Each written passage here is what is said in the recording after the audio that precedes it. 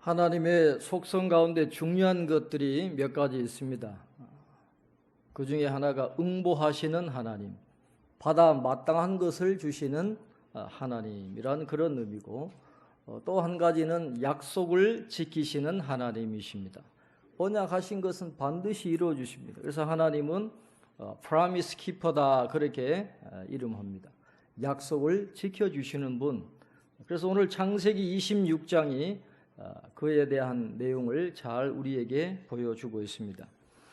창세기 26장은 이렇게 시작하고 있습니다. 오늘 1절을 보시면 아브라함 때에 첫 흉년이 들었더니 그 땅에 또 흉년이 들매 이삭이 그랄로 가서 블레셋 왕 아비멜렉에게 이르렀더니 그렇게 말씀을 하고 있습니다. 팔레스타인 땅은 거의 비가 오지를 않습니다.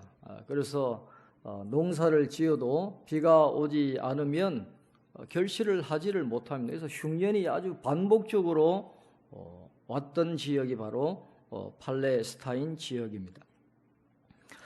그러나 성경에 보면 하나님께서 징계를 하시는 수단이 몇 가지 있습니다. 지진과 또 흉년과 전염병. 이건 그냥 자연적으로 오는 경우도 있지만 특별히 하나님이 징계의 수단으로 사용하시는 것이다. 그렇게 말씀을 하고 있습니다. 이 가나안 사람들은 두 가지 측면에서 하나님 앞에 큰 죄를 짓고 있었습니다. 한 가지는 지나친 미신 행위였고, 그 다음에 또 다른 하나는 성적으로 굉장히 문란한 성적인 죄를 짓고 있었습니다. 그래서 가나안 사람들은 하나님을 인정하지 않았기 때문에 거침없이 그런 죄들을 짓고 있었던 것이죠. 하나님께서는 이렇게 죄악이 날뛸 때마다 지진이나 흉년이나 전염병을 통해서 그들이 죄를 짓지 않도록 잠시 멈추도록 죄를 자제하도록 그렇게 징계를 하시는 것입니다. 하나님은 또 가나안 사람들만 징계하시는 것이 아니라 그들을 징계하실 때 하나님의 백성들도 같이 고생하도록 하나님이 그 안으로 집어넣으시는 겁니다. 하나님의 백성들도 정결해질 필요가 있고, 또 다른 사람들을 긍휼히 여기는 마음을 고양시키고 또 책임의식을 가질 필요가 있기 때문에 하나님의 백성이라고 해서 고난을 제외해 주는 것은 없다라는 거예요. 하나님이 의도적으로 그렇게 집어넣으시고 훈련하실 때도 있다라고 하는 것입니다. 그래서 하나님의 그 언약이 이삭에게 함께 했지만은 모든 일들이 만사형통하게 쉽게 그렇게 이루어진 것은 아니다라고 하는 것을 우리가 알아야 됩니다. 우리가 꼭 기억해야 할 건 하나님이 축복 후에도 우리에게 병을 주시기도 하시고 생각하지도 않은 어려움을 당하도록 하나님이 그렇게 섭리하실 때가 있다라고 하는 것을 우리가 기억을 해야 됩니다. 때로 하나님은 우리의 육신에 기근을 주십니다. 음식이 모자랄 때도 있고 입을 옷이 없을 때도 있고 돈이 없을 때도 있어요. 하나님이 그렇게 하실 때가 있다라고 하는 것이죠. 그런 위기에 처하게 되면 사람은 유혹을 받게 됩니다. 하나님을 믿는 믿음의 사람들도 그런 시험을 당하게 되면 어떤 유혹이 생기냐 하면 내 힘으로 이 기근으로부터 벗어나고 싶은, 이 오랜 시간을 지내야 되니까 불안한 거예요. 그래서 내 힘으로 빨리 이 위기로부터 벗어나고 싶은 그런 유혹이 생길 때가 있습니다. 그러나 하나님은 우리가 그런 시험과 어려움을 당할 때 그 안에서 피하지 말고 함께 고통을 당하고 고난을 견뎌 나가는 과정을 보시기를 원하고, 그렇게 하나님을 믿는 믿음으로 잘 인내하면 하나님의 놀라운 일들을 경험하게 하시는 그런 은혜를 주시는데, 문제는 우리 인간이 연약해가지고 기다릴 수가 없다라는 거죠. 그래서 빨리 내 힘으로부터 벗어나고 싶은 그런 유혹에 시달릴 때가 많이 있는 것입니다. 이삭도 마찬가지였어요. 자, 기근을 만났을 때 이삭이 어떤 선택을 했을까요? 오늘 2절을 보면 우리가 짐작할 수가 있습니다. 2절에 이렇게 말씀을 하십니다. 여호와께서 이삭에게 나타나 이르시되 애굽으로 내려가지 말고 내가 네게 지시하는 땅에 거주하라 그렇게 말씀을 했습니다. 오늘 하나님의 명칭이 뭐로 나타나는지 여러분 주목해 보시길 바랍니다. 이삭에게 나타난 하나님의 이름을 여호와라 그랬어요. 이 여호와라고 하는 하나님의 이름은 뭘 강조하시냐 하면 언약을 강조하는 겁니다. 언약의 당사자로서 언약을 신실하게 이루시는 것을 강조할 때 여호와로 항상 나타났어요. 그래서 이삭이 그 언약을 이루시는데 아주 중요한 역할을 하니까 하나님은 여호와 하나님으로 나타나고 있습니다. 반면에 언약과 관계없이 일반적인 사람들에게 하나님이 나타날 때는 어떤 이름으로 나타나냐 하면 엘로힘이라 그렇게 나타나요. 그냥 하나님의 일반적인 능력을 강조합니다. 그러나 이삭에게는 하나님의 언약이 중요하기 때문에 여호와 하나님이 나타나셨다, 말씀하셨다 그렇게 강조를 합니다. 그래서 오늘 2절에 하나님이 말씀하시기를 애굽으로 내려가지 말라 그랬거든요. 그러면 이삭이 이 기근을 피해서 지금 어디로 내려가려고 했다는 거예요? 애굽으로 내려가도록 그렇게 길을 가고 있었다 하는 것을 우리가 알게 되는 것입니다. 그래서 이삭은 기근을 피하기 위해서 쉬운 방법을 택한 거죠. 애굽에는 나일강이 항상 흐르니까 항상 곡식이 있어요. 그래서 흉년이 들면 애굽으로 피하는 것이 가장 빠른 수단이기 때문에 쉽게 그 기근을 이기기 위해서 지금 애굽으로 내려가고 있는 이삭의 모습이 나타나고 있습니다.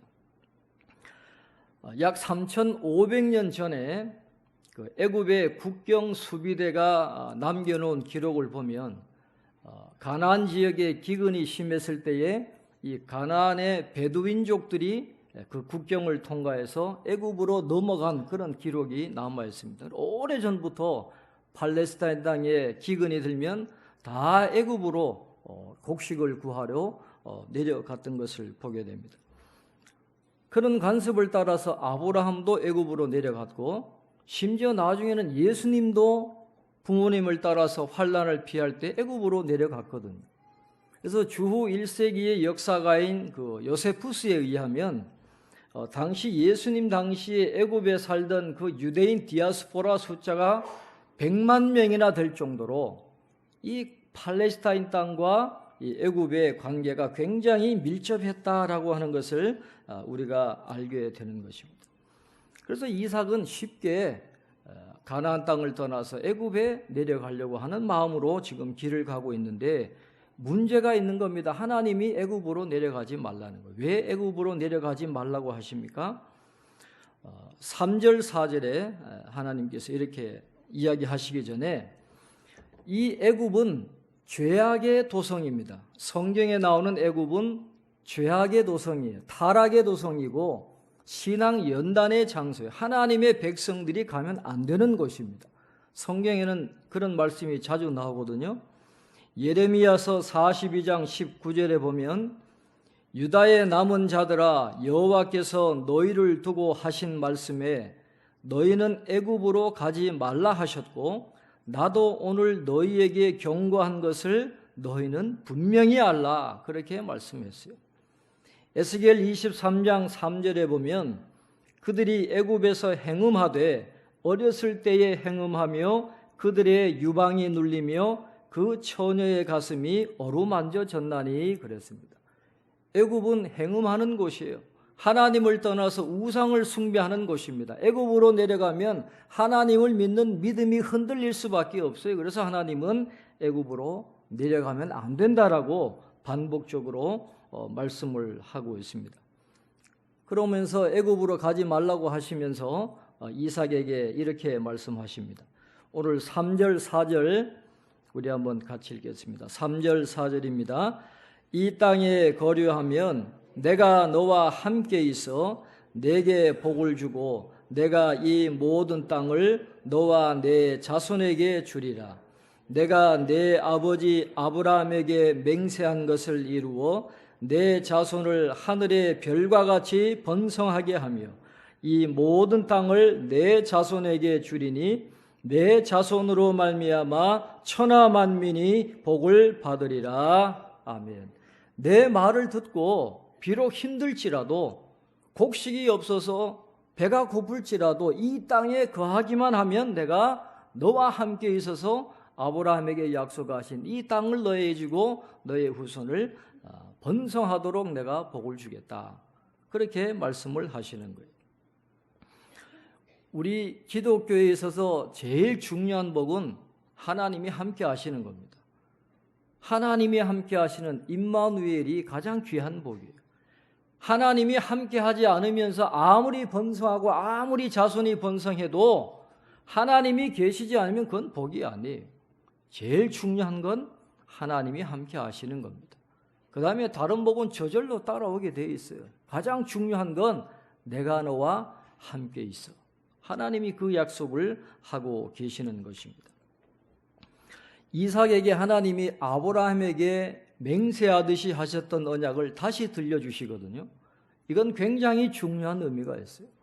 이삭이 언약의 길을 벗어나지 않기 위해서는 그 언약의 말씀을 계속 들어야 됩니다.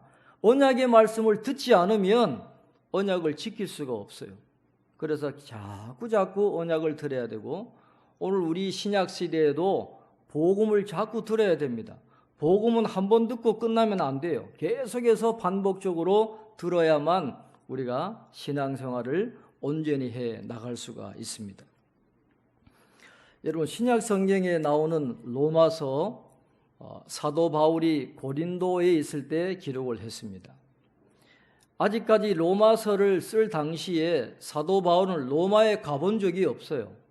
로마를 방문한 적이 없습니다. 그러나 나중에 방문할 것을 생각을 하고 이미 로마에 있는 교회에 사도 바울이 편지를 보낸 거거든요.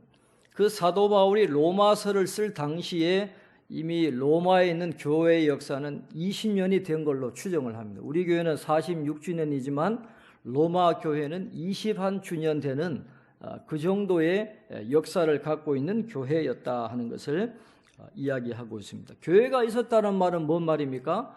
이미 복음을 안다라는 거예요. 이미 예수님을 영접했어요. 복음의 진리를 깨닫고 그 모인 사람들이 교회를 세웠기 때문에 이미 복음을 알고 있다라고 하는 것이죠. 로마서 1장 8절에 보면 바울이 이렇게 말합니다. 먼저 내가 예수 그리스도로 말미암아 너희 모든 사람에 관하여 내 하나님께 감사함은 너희 믿음이 온 세상에 전파됨이로다. 그 당시에 로마 교회의 성도들 믿음이 굉장히 좋은 게 세계에 소문이 다 났어요. 예수님을 그렇게 잘 믿었다라는 것이죠. 그런데 그렇게 예수님을 잘 믿는 로마 교회 성도들에게 사도 바울이 로마서를 왜 썼어요? 다시 복음을 전하기 위해서. 여러분, 이상하지 않으십니까? 이미 복음을 알아요. 이미 예수님을 믿고 믿음 생활 잘합니다. 아름다운 믿음으로 향기가 나고 소문이 났지만은 그 사람들에게 사도 바울은 또 복음을 전하기를 원했다라는 것이죠. 왜 그럴까요? 복음은 자꾸 들어야 될 이유가 있습니다. 로마 교회에 복음을 새롭게 전해야 될 그 세 가지 이유가 있는데, 첫째는 복음은 안 믿는 사람들뿐만 아니라 믿는 사람들에게도 계속해서 들려져야 하기 때문입니다. 왜냐하면 이 믿음의 열정이 식어버리거든요. 한결같이 믿음의 열정을 뜨겁게 유지할 수 있는 사람은 세상에 아무도 없어요. 아브라함도 그렇게 못합니다. 믿음의 열정이 식어질 수밖에 없는데 그 식어진 믿음의 열정을 다시 세우는, 뜨겁게 하는 비결은 복음을 듣는 겁니다. 그러니까 사도 바울이 다시 로마 교회에 이 복음에 대해서, 예수님에 대해서 다시 전하고 있는 것이죠. 그 다음에 두 번째 이유는 그렇게 예수님을 믿고 교회를 세웠는데 이 유대인들이 와가지고 구원이라고 하는 건 예수 믿는다고 되는 게 아니다라는 거예요. 율법을 지켜야 되고 할례를 받아야 되는 거지 예수님 믿는다고 어떻게 구원을 받을 수 있냐. 자꾸 그러니까 이 구원관이 흔들리는 거예요. 그러니까 사람들이 자꾸 그쪽으로 쏠리는 겁니다. 그래서 로마 교회도 다시 한번 행위로 구원받는 게 아니다라는 거예요. 율법으로 구원받는 게 아니고 할례 받아야 구원받는 게 아니라 오직 예수 그리스도를 믿음으로 말미암아 구원받는다 하는 이 구원관을 다시 확고하게 위해서 또 이 복음의 진리를 전하게 되는 것입니다. 그 다음에 세 번째 이유는 그 당시에 세계의 중심은 로마였어요. 온 세상의 죄악이 다 로마에 모여 있어요. 그 죄악이 득실득실한 그 세상에서, 그 로마에서 믿음을 지켜나간다는 것이 얼마나 힘든 일인지 몰라요. 복음으로 무장하지 않으면, 복음을 자꾸 듣지 않으면 그 로마에서 믿음 생활을 하기가 어렵습니다. 그래서 다시 한번 이 복음을 전하면서 믿음 생활을 끝까지 잘 하도록 도와주는 그런 사도 바울의 모습이 나타나고 있습니다. 이삭도 흔들림 없이 언약의 길을 걸어가기 위해서는 하나님으로부터 언약을 자꾸 들어야 돼요. 자꾸 언약이 갱신되어야 되는 거지 한 번 듣고 말아버린다고 되는 것이 아닌 것입니다. 그래서 실패하지 않고 꾸준하게 사명을 감당하기 위해서는 언약을 들어야 되고 끊임없이 복음을 들어야 된다는 것이죠. 또한 창립 기념주의를 맞이한 우리 교회가 그 처음에 창립 예배를 드릴 때 받았던 그 은혜, 그 기쁨과 그 감격, 그때 가졌던 비전, 그때부터 해온 헌신, 그걸 자꾸 되새겨야 돼요. 잊어버리면 안 돼요. 그럴 때 우리가 새롭게 사명감도 생기게 되고 교회를 사랑하는 마음도 생기게 되고 주님을 위해서 헌신하겠다라는 그런 마음이 생기게 되니까 오늘 예배를 드리는 우리 모든 성도들 마음속에 그런 그 감격과 그 결단과 다시 그 복음의 은혜가 다시 한번 충만하게 되기를 축원합니다. 하나님께서 아브라함의 가정에 그렇게 놀라운 복을 주시는 이유가 무엇일까요? 오늘 본문 5절에 보면 이렇게 말씀을 하십니다. 이는 아브라함이 내 말을 순종하고 내 명령과 내 계명과 내 율례와 내 법도를 지켰음이라 하시니라 그랬어요. 여러분, 한 사람의 순종이 이렇게 놀라운 결과를 나타내게 된 겁니다. 여러분, 지난번에 우리가 구역예배 교제에도 말씀을 드렸지만 여러분, 한 사람을 우습게 보면 안 돼요. 한 사람 때문에 세상의 운명이 바뀌기도 하고 한 사람 때문에 나라가 살아가고 영혼이 살아나고 가정이 살아가는 그런 역사가 나타나는 것입니다. 그래서 어느 가정이라도 믿음이 없는 가정에서도 한 사람이라도 믿음을 지키면, 한 사람이라도 깨어 기도하면 그 가정은 절대로 망하지 않게 되어 있어요. 하나님 반드시 복을 주세요. 아브라함 한 사람이 하나님의 말씀에 순종하니까 하나님이 그런 놀라운 은혜를 그 후손들에게 주시는 것입니다. 하나님께서 여러분 의인에게 복을 주시는 게 여러 가지 있는데 중요한 복은 후손이 복을 받는 거예요. 후손이 복을 받는데 몇 대까지 받느냐? 1000대까지 이르는 복을 받아요. 여러분, 부자 3대 가기 어렵다는 말이 있잖아요. 세상적으로 부자 3대 가기 어렵습니다. 그러나 하나님의 그 주시는 의인에게 주시는 복은 1000대까지 간다라는 거예요. 얼마나 놀랍습니까? 아브라함 한 사람의 순종을 통해서 그 후손들이 1000대까지 이르는 복을 받게 되는데 그 비결은 아브라함의 순종에 있었다는 것입니다. 그래서 오늘 말씀에 우리가 주목해야 될 짧지만 가장 중요한 말씀이 바로 6절에 나옵니다. 오늘 6절에 여러분 뭐라 그랬습니까? 함께 읽겠습니다. 이삭이 그랄에 거주하였더니. 하나님 말씀에 순종했어요. 애굽으로 내려가지 말라 하니까 애굽으로 내려가지 않았어요. 그랄에 거주했습니다. 하나님이 약속하신 그 가나안 땅에 거주했어요. 비록 먹을 게 없어도 하나님의 말씀에 순종해서 그 자리에 머물러 있게 되었다는 것입니다. 하나님은 그걸 귀하게 보시는 것입니다.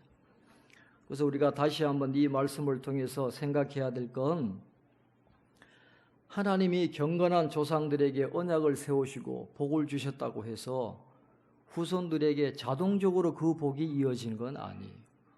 후손들도 동일한 순종의 삶을 살아나갈 때 하나님이 그 후손들에게 복을 주시는 거지 자동적으로 승계되는 건 절대로 아니다라는 것입니다. 그래서 오늘 우리 교회의 모든 성도님들 가정이 또 모든 성도님들의 삶에 이런 은혜가 있기를 바라고, 대를 이어서 믿는 게 얼마나 중요한지 모릅니다. 대를 이어서 교회에서 직분을 받고 섬기는 게 이게 영적으로 얼마나 큰 복인지 몰라요. 그래서 우리 성도들 가정에 그런 놀라운 은혜와 축복이 함께 하시기를 바랍니다. 그런데 아브라함도 그렇고 이삭도 그렇고 이 정도 되면 완전하게 살아갈 것 같은데, 완전한 것 같지만 또 완전하지를 않아요. 오히려 우리는 거기에서 위로를 받습니다. 아하, 아브라함이나 이삭이 우리와 성정이 똑같은 사람이었구나. 그들도 완벽하지를 않았어요. 그들이 완벽했다면 우리가 위로를 받을 수 없죠. 아이고, 우리는 절대로 못한다 그럴 테지만은 아브라함도 연약했어요. 이삭도 연약했습니다. 하나님으로부터 그렇게 놀라운 복을 받고 약속을 받고 애굽으로 내려가지 않고 그랄 땅에 머물렀지만은 그러나 전적으로 하나님을 신뢰하지는 못했어요. 아브라함이 잘못한 것을 또 반복합니다. 혹시 아내를 빼앗길까 봐 또 자기의 머리를 의지하는 것이죠. 7절에 뭐라 그랬습니까? 우리 7절 한번 같이 읽겠습니다. 그곳 사람들이 그의 아내에 대하여 물으매 그가 말하기를 그는 내 누이라 하였으니 리브가는 보기에 아리따움으로 그곳 백성이 리브가로 말미암아 자기를 죽일까 하여 그는 내 아내라 하기를 두려워함이었더라. 하나님이 내가 너와 함께 하겠다, 너 후손들 번성하게 하겠다, 하나님이 그렇게 약속했는데도 아내를 빼앗길까 봐 두려워한 거예요. 아내라고 말도 못하고 누이라고 또 거짓말을 하는 것입니다. 또 위험에 빠질 하나님의 언약을 위태롭게 하는, 이 두 사람의 부부의 관계가 깨어지면 하나님의 그 언약이 깨어져 버리는데 그런 어리석은 짓을 이삭이 또 하게 되는 것이죠. 그러나 하나님은 언약을 신실하게 지키시는 분이라 그랬어요. 하나님은 그들에게 놀라운 은혜를 베풀어 주십니다. 오늘 11절에 보시면 이렇게 말씀을 합니다. 아비멜렉이 이에 모든 백성에게 명하여 이르되 이 사람이나 그의 아내를 범하는 자는 죽이리라 하였더라 그랬습니다.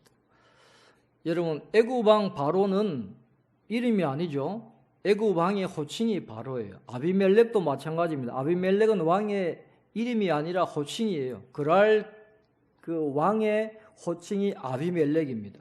아브라함 때도 아비멜렉이었고 90년이 지난 이 이삭의 때도 아비멜렉이에요. 그러니까 왕이라는 그런 의미인데, 하나님이 우연하게 이 아비멜렉이 이 이삭과 리브가가 부부라고 하는 것을 눈으로 보게 하세요. 저희들이 부부였구나, 그렇게 깨닫게 하시고 그의 백성들이 절대로 리브가에게 손을 대지 못하도록 엄명을 내리는, 그렇게 하나님이 역사를 하시는 것입니다. 이방인의 왕도 다 하나님의 손에 있습니다. 역사를 주관하시는 분은 하나님이세요.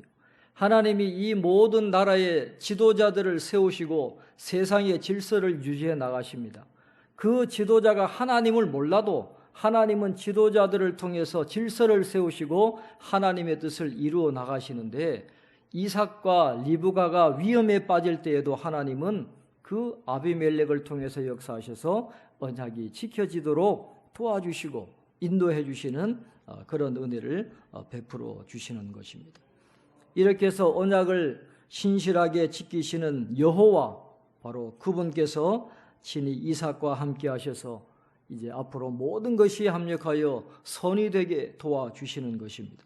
그리고 애굽에 내려가지 않고 가나안 땅에 머무르고 순종했던 그 이삭에게 상상할 수 없는 그런 놀라운 은혜와 복을 내려주시는 것을 우리가 성경을 통해서 보게 되는데, 오늘 창립 기념주일을 예배를 드리는 우리 사랑하는 모든 성도님들 개인의 삶과 가정과 우리 자녀들에게도 이삭이 받았던 그런 놀라운 축복과 은혜가 앞으로 언제나 함께 하시기를 주님의 이름으로 축원합니다.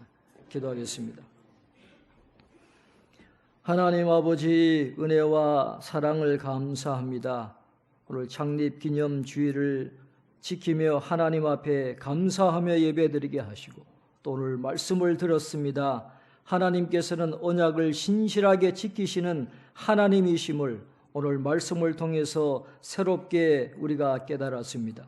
아브라함에게 주셨던 그 언약을 새롭게 갱신하셔서 이삭이 그 언약을 끝까지 지키도록 은혜를 베풀어 주신 하나님, 창립 기념 주일을 드리면서 하나님께 받았던 그 은혜와 기쁨과 감격, 그 교회의 사명 비전을 또 다시 한번 되새기면서 새롭게 우리의 믿음의 길을 잘 달려가게 하시고 열정을 회복하게 하시고 주의 몸된 교회를 온전히 섬겨나가는 저희들의 삶이 될 수 있도록 축복해 주시옵소서.